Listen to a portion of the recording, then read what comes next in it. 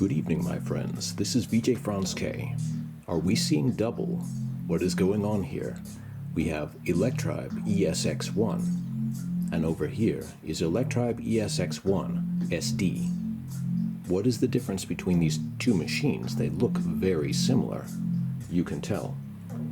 Well, the first obvious part of the answer is this one has the SD card, which is the modern way of storing data throughout the world. And this one has the smart media card, which is now obsolete, but it used to be popular, so it was used as the memory card in the ELECTRIBE ESX originally.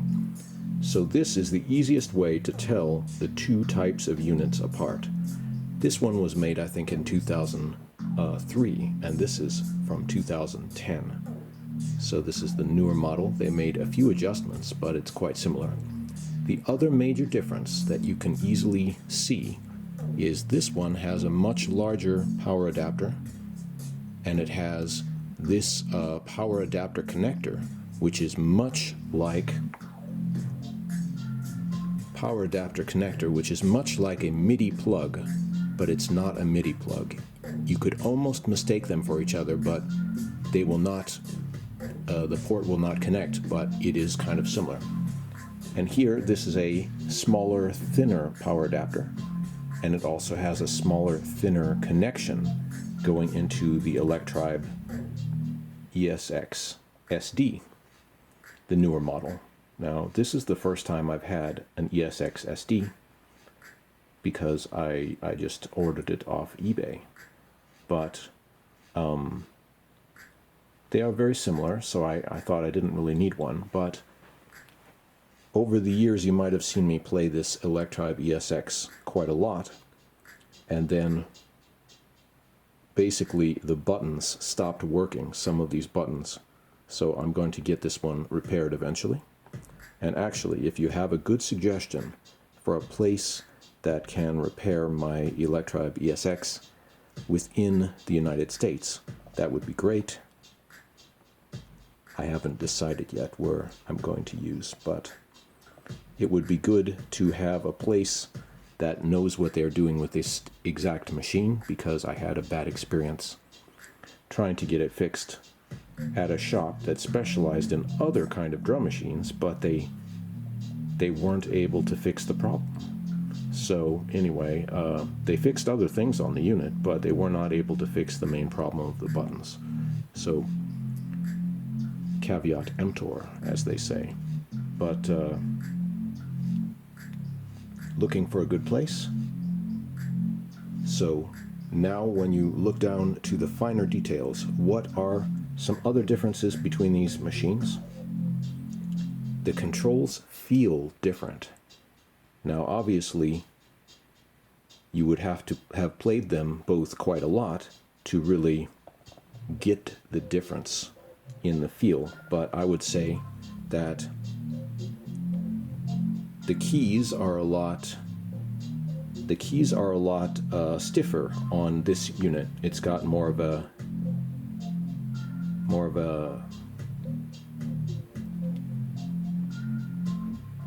the buttons are pressing upward more, so it takes slightly more force to press them down. It might be though that this is my well-worn unit, and it is quite possible that I pressed the keys so much that they are now loose or something, or the main board here may be loose or something like that. But yeah, at this point, these keys, they feel more resilient or something like that. But something else to say is the knobs are also different. At first try, I thought these knobs feel a little bit cheap by comparison. Like there may be the plastic or something, but also the potentiometers in it might be. But then now now that I've used it, I just say it takes a little bit more force to turn these knobs. But maybe these are actually easier to use because it takes less force to turn them. So, you know, you will get used to either way, and hopefully this one, we'll cross our fingers that it will not have the knob jitter bug, which is caused by well, various things, but they say the two circuit boards inside the ESX may touch on the original design, and let's hope that they have incorporated something to stop that on the new ESX-SD. We'll see about that, but I'm very hopeful. So actually, we thought it was a problem with the knobs over here, but it's not a problem with the knobs. It's probably a problem with the circuit board. Even though, if you don't turn these knobs for a while, they can start to freeze up. So you may have to warm them up a little bit before you play. Make sure everything is in good working order. But let's hope these newer, different knobs just have a easier experience in general.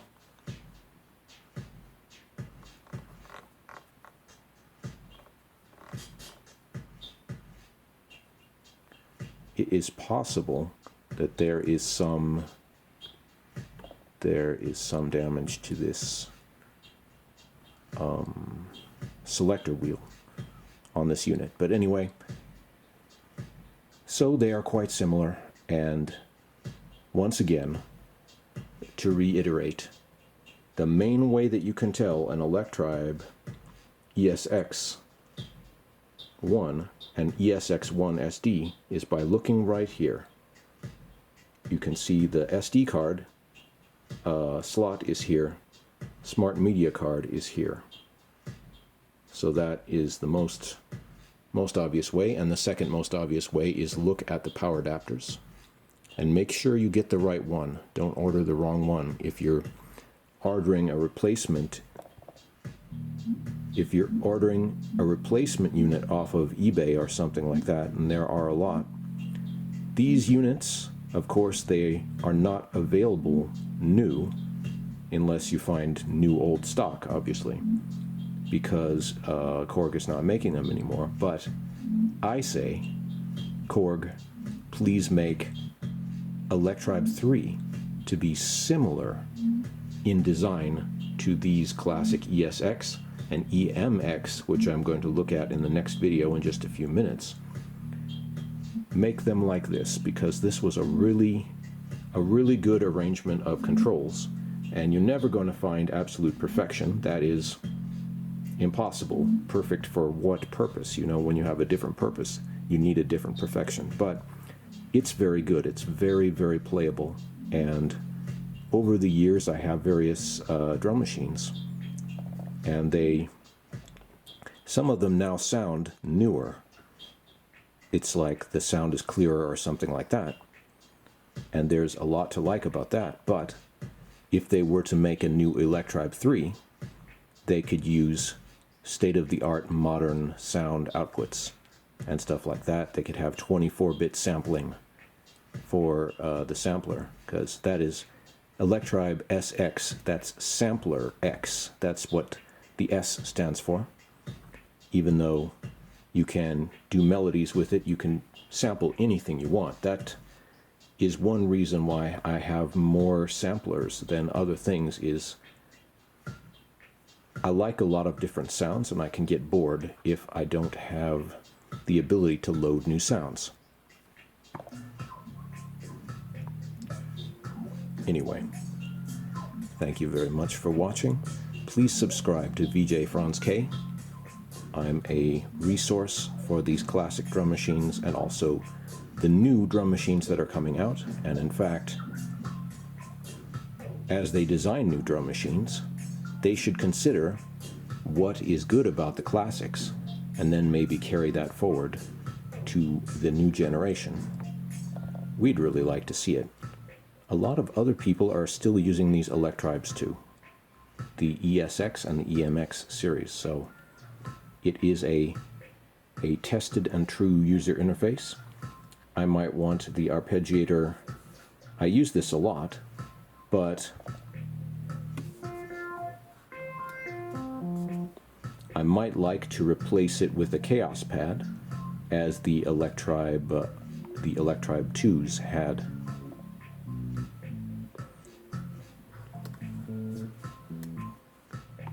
But ELECTRIBE 2 had some nice new sounds on it, but it just had fewer controls. They were condensing it, they were lowering the price a bit on the materials.